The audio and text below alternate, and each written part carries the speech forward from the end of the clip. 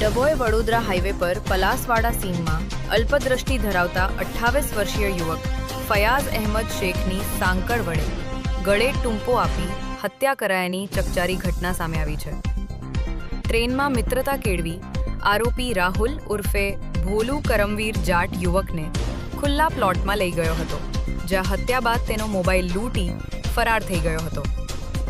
મૃતકના પિતાની ફરિયાદના આધારે ડભોઈ પોલીસે આરોપી વિરુદ્ધ હત્યા અને લૂંટનો ગુનો નોંધી તપાસ હાથ ધરી છે।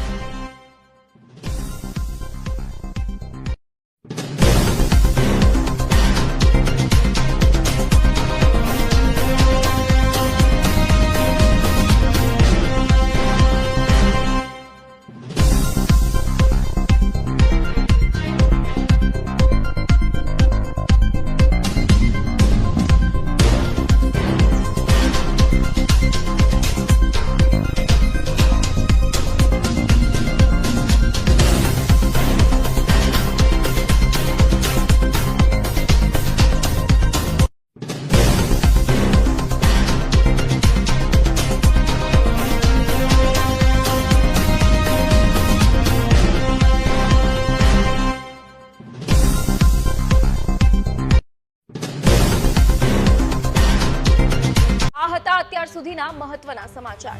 તો આવા જ સમાચાર જોવા માટે જોડાયેલા રહો અમારી સાથે। નમસ્કાર।